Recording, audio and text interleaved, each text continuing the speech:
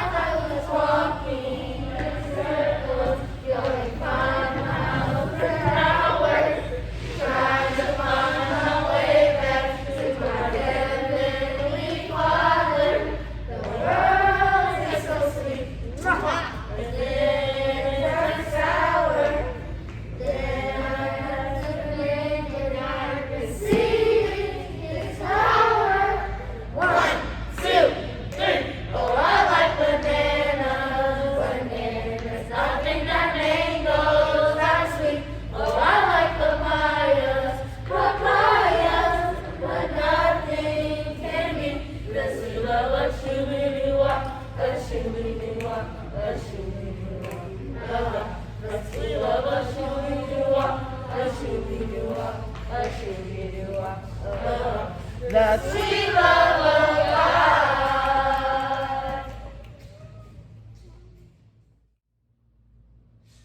Making melodies in my heart.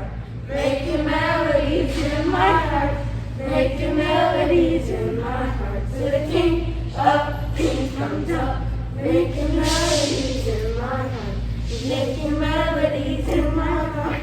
Making melodies in my heart. To the King of King comes up and down, making melodies in my heart, making melodies in my heart, making melodies in my heart. To the King of King comes up and he's out and we're back, making melodies in my heart, making melodies in my heart, making melodies in my heart. To the King of King comes up and he's out and we're back and he's there, making melodies in my heart. Making melodies in my heart, making melodies in my heart. To the King of Kings comes up, he's out, I was back and he's dead. My feet out. Making melodies in my heart, making melodies in my heart, making melodies in my heart. To the King of Kings comes up and he's out, I was back and he's breaking apart. Around the melodies in my heart, making melodies in my heart, making melodies in my heart. To the King of Kings comes up, he's out, goes back, he's breaking apart. Turn around, turn around.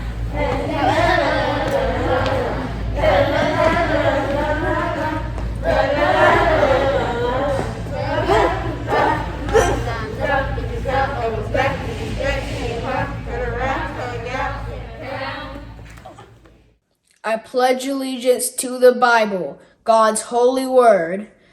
I will make it a lamp unto my feet and a light unto my path.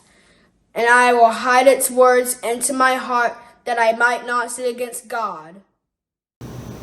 I pledge allegiance to the Christian flag and to the Savior for whose kingdom it stands, one brotherhood united in all mankind in service and in love. I pledge allegiance to the flag of the United States of America and to the republic for which it stands, one nation, under God, indivisible, with liberty and justice for all. I am F.H. Jenkins. I am for a reason, because God only gives us these flags for a season. I am because the beginning of life is the most important part, because good education not only helps the brain but the heart. I am because children are constantly cheated of lies, as lives are constantly cheated of childhood. I am because good education is the key to success, and Christian education makes me spiritually blessed. I am because I believe I can do anything through Christ that strengthens me, and here I am encouraged to be the best that I can be. I am braver than I believe, I am stronger than I seem, I am smarter than I look, and loved more than I could ever know, because I am F.H. Jenkins. It's time for opening prayer. Please bow your heads and close your eyes. Dear Lord, thank you for this week of prayer and the lessons we have been learning all week. Help us look to you for our divine appointment. Please be with everyone who is leading out in the service today, as well as everyone who's listening. In Jesus' name I pray. Amen.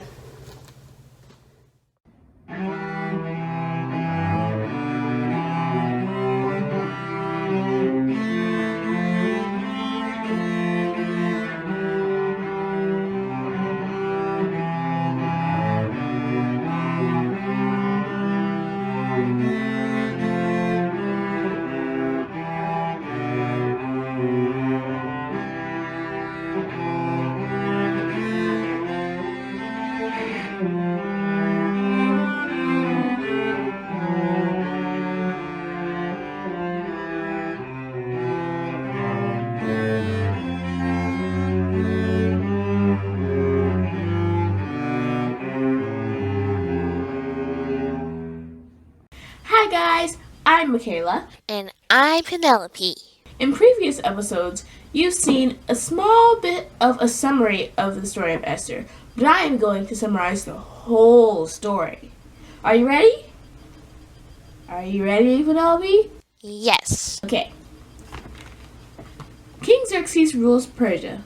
He decides to hold a feast. It's a grand feast. Now Queen Vashti is also holding a feast just for the women. Once King Xerxes has drank and is merry, he demands that Vashti come and show off her beauty to his guests. Queen Vashti says no. This makes the king mad. Who refuses the king? His counselors express concern that Vashti's insubordination will set a bad example for wives everywhere.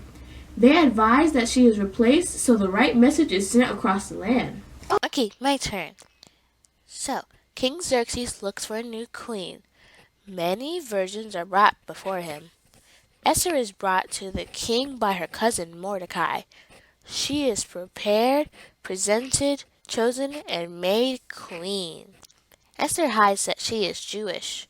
Mordecai saves King Xerxes' life by revealing a conspiracy? Okay, a conspiracy against him by two of his eunuchs, Bigthan and Teresh. Yeah. So, then Haman is promoted and gains respect. Mordecai does not bow down to Haman. Haman gets angry and seeks not to kill not only Mordecai, but all Jews. Is he mad or big mad? Haman obtains permission from the king to issue a decree to kill all the Jews, on the idea that they separated themselves from the rest of the land and didn't observe the king's laws. The day they were supposed to die is set for the 13th day of the 12th month. So, then Mordecai and the Jews learn about the decree and mourn with sackcloth and ashes. Mordecai informs Esther of the law and advises her to speak with the king. Esther agrees, even though she knows she could die for going to the king uninvited. The Jews fasted for 3 days. Wow. Now Esther visits the king. The king welcomes her, holding out his scepter to her, to show her that she will not be killed. Esther invites King Xerxes and Haman to a feast. At the feast, Esther asks the king and Haman to another feast the next day. Haman is frustrated by Mordecai's continued refusal to bow before him, so his wife Zeresh advises him to make gallows and ask the king at the banquet to hang Mordecai. One justice night, when he asked the chronicles to be read to them, the king discovers that Mordecai was never rewarded for saving his life. The king asked Haman to lead the parade of honor for Mordecai. Haman mourns, is warned by his wife of Mordecai's rising status, and hurries to the banquet. Esther then begs for her life and the lives of the Jews that may be spared. The king is angry. Haman pleads for his life before the queen. When the king comes in, Haman trips onto her couch, so the king thinks that he is assaulting her. Haman is hung on his own gallows that he made for Mordecai. Esther is given Haman's property, and Mordecai assumes Haman's role in the king's court. Esther begs the king to save the Jews. The Jews. The decree is I think the word's revocable. Is irrevocable. Irrevocable. The decree is irrevocable once ratified by the king, but instead he makes a counter decree, allowing the Jews to protect themselves on the day they were scheduled to be annihilated. When the Jews heard this news, they rejoiced. Many in the land became Jews because they feared them. What a story. Yep, that's the story of Queen Esther, one of the bravest kings to... I'm sorry. I think it meant queens, right? Yeah. Yeah. One of the bravest queens to ever live. See you later. Bye.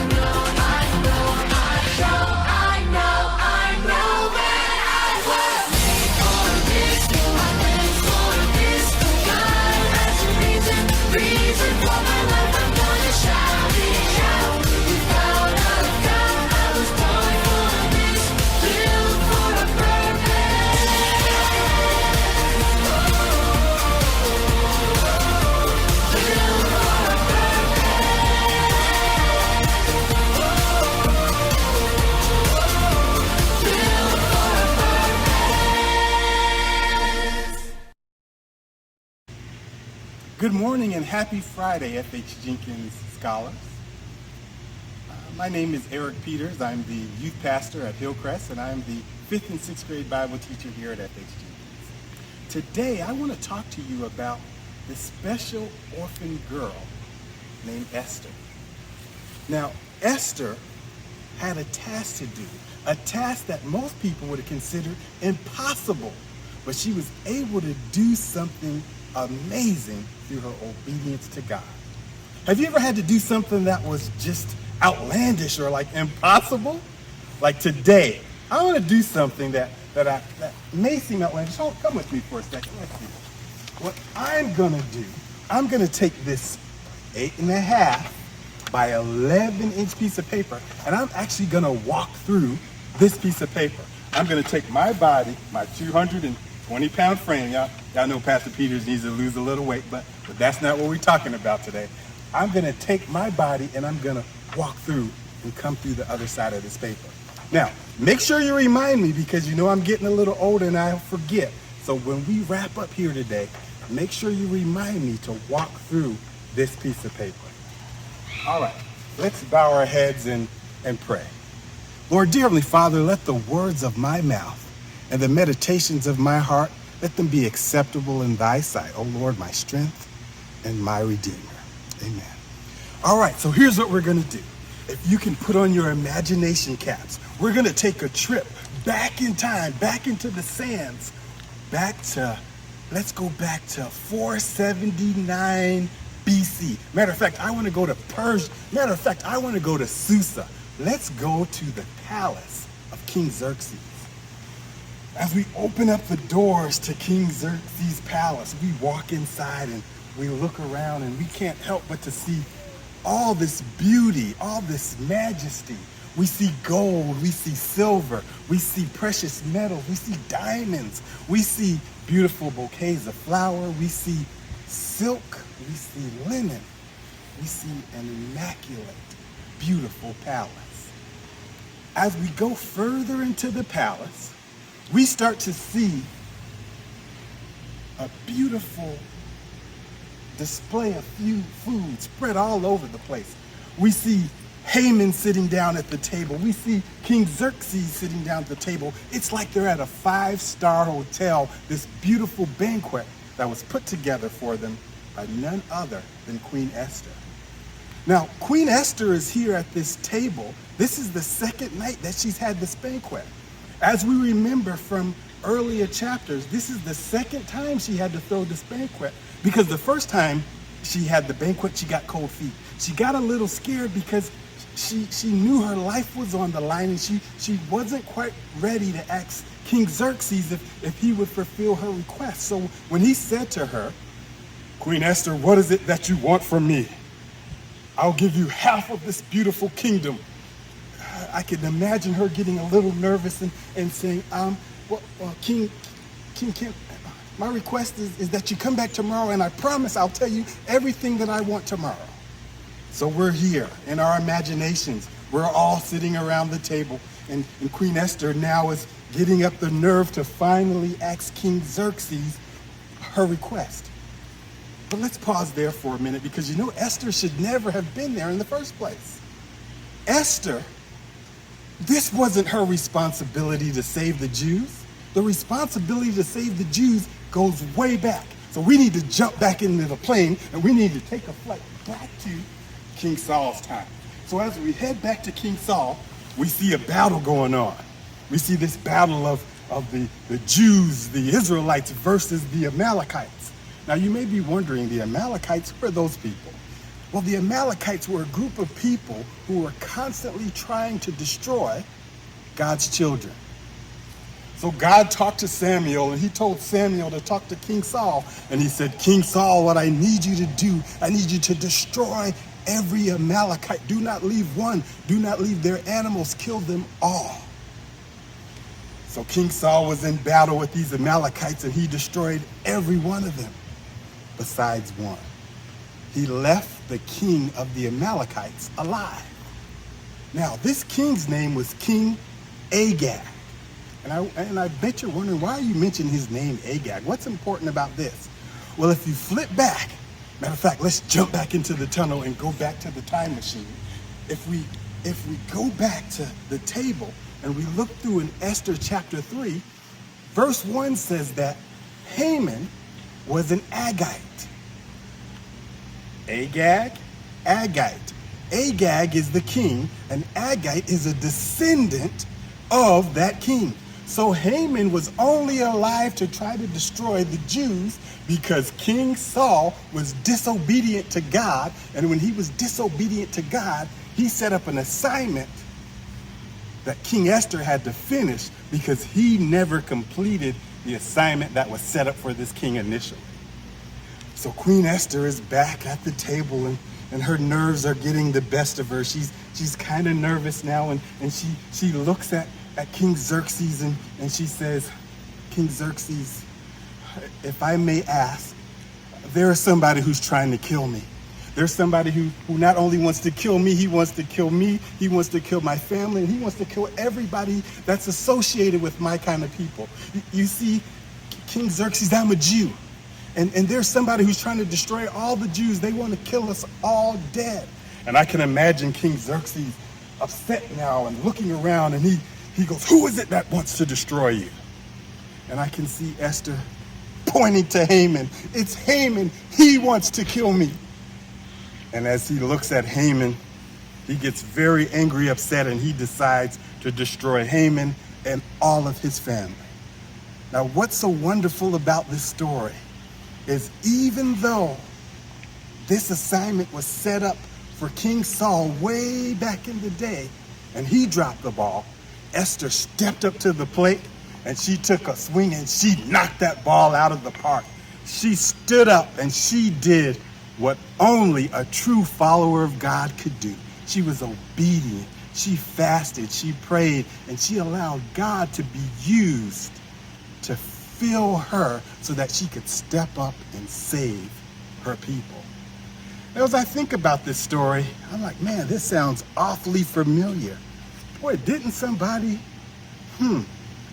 King Xerxes, the King of Kings.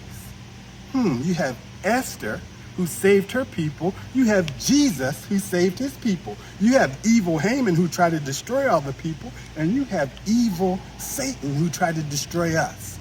Aren't you glad that Jesus decided to come into our lives and save us and offer us salvation simply by being obedient to the word that he was called to do? You know what? You have that same possibility to be obedient. When you're obedient to your parents, boy, you are such a blessing to your family. When you're obedient to your teachers, to your principal, to those inside of your school system, you have the opportunity to be such a blessing to your school. When you're obedient to God, man, when you're obedient to God, you have the opportunity to be a blessing to the entire community. You are able to set this world on fire. There's one thing I want you to do, real simple. I want you to remember this. You and your obedience is a blessing to others. Love God, love others, and love your community, and man, you will be a blessing to all those who come in contact with you. Let's stop and pray. Wait a minute, hold on. There's something I was supposed to do. Something, well, it doesn't matter. We'll go ahead and just pray and I remember. I was supposed to walk through a sheet of paper. Let's see if it's even possible.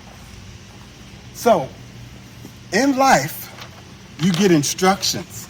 And when you follow those instructions, you're able to do things in life that people look at and go, that's impossible. So I've got 3 sheets of paper up here, and I'm going to try first to see if I can just do it my way. Let's just rip a hole in it. I split it here. Remember, it has to stay connected. So let's just tear it a little bit here. Okay, I'm going to tear it around here a little. I'm going to tear it here because you know Pastor Peters is kind of large, so got to make sure I can get through this. Now, it's got to all stay together. So I got a pretty good sized hole in it, almost like a door. So let's try to get this through. See if I can walk through. Ooh, okay. All right, so that way didn't work. Let's try another one. Let me throw that out the way. Let's try one other option. Let's see. If we take this here and we fold it. Matter of fact, God gives us tools we can use. He gives us the Bible. He gives us different things. So here's what I'm going to do. I'm going to take this tool. I'm going to fold it in half like I did. But this time, let's just try something random. Let's cut it here. Let's cut it here. Let's cut it here. Let's cut it here. We'll cut it here. Here. And one more time, we'll cut it here. So that gives us this. And let's just try cutting it in some random places real quick and see if we can get this to work. I think this has to be it. This must be it. We'll cut that here. Okay. Well, that doesn't look much different from the last time. So here's what I'm gonna do. Give me 1 second. Let me ask Google for some instructions, see if we can figure this out. Hey, Google, can you help? Okay. All right, perfect. So this is my last paper. here's what I'm gonna do. You know I love candy. So if I can't get through this, I'll get the whole school some candy, all right? All right. So let's try this last time. I'm gonna try to fold it in half like we did. Okay, got it. Let's trim it down. Okay, and so, all right, this is getting a little tight. Let's see, this time we're gonna fold it in half again, okay? Then we're gonna fold it in half again, because you know God likes to use little things. When he takes little things, he can make much, okay? So we're folded in half all these times. And we got all these little creases in here. So this time I'm gonna cut on each crease. We'll cut it here, then we'll cut it here. Then we'll cut it on this crease, and then we'll cut it on this crease, and then we'll cut it here on this crease. Got 2 more creases, okay. But this time, you know, I'm gonna flip it over. Let's just try cutting it this way too. We cut it here, and then we'll cut this one in half, and then we'll cut this one too. And all right, we're almost there. Maybe we'll speed this up here.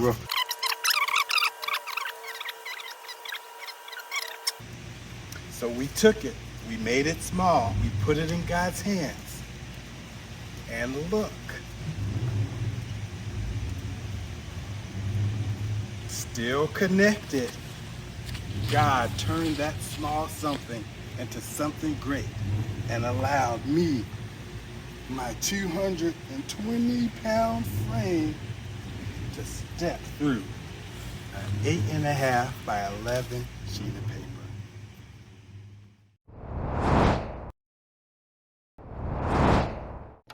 Good morning, F.H. Jenkins scholars. What a wonderful week we've had, a week of prayer. Divinely appointed. Man, I hope you guys recognize and know that God really has chosen you, and he wants you to be his ambassador, just like Queen Esther represented him. Will you represent him? I sure do hope so. Thank you so much to all of the speakers who have spoken to us and shared with us throughout the week, and our scholars who were involved in a wonderful week of prayer. It's been amazing, and we have truly enjoyed it. A special shout out to Mrs. Fordham for coordinating this week's week of prayer. What an exciting time it's been. Go ahead, give her a hand clap. Yes, thank you so much. You all, I want you to know again that God truly wants to appoint you. He has a mission for you, and he's waiting for you to take it up. At every age, at every stage, there is something that he has for us to do. If you are interested in building an even stronger relationship with Christ, and you are interested in baptism or Bible study, please let your teacher know that you are interested in baptism and Bible study, or you can email me, swood@fhjenkins.net, to say you want to be baptized or you would like to know God even more through Bible study. This is why we do the week of prayers, to give us a whole entire week in which we focus on something that God has for us, and then we make decisions about our next steps with him. So today, if your next step is baptism or Bible study, we are praising the Lord for it. If your next step is, God, I just want to spend more time with you, we are praising God for it. If your next step is, God, I want to hear from you, we are praising God. I know that I want to spend more time with God, and I want to hear from him what he has for me to do. What is my divine appointment? We have some very special announcements as we close up our week, as we usually do. Number one, we want to think about our mission statement, why we are here. And this week has been such a great example. We want to have an indelible, a lasting impact on our community and the world. We want to be courageous Christian leaders who go out on our divine appointment to make an impact. Think about the impact that Queen Esther had on her community. Wow. So what can we do in ours? Also, we want to remember how we do that by carrying out our core values. courage, citizenship, relationship, responsibility, and grit. And boy, have we been seeing some of you guys really inhabit those core values, and it's exciting to see. I just want to give a shout out to the whole school for the core value of grit. You guys, we've made it through one quarter. We all got it through it in different ways, teachers, students, etc.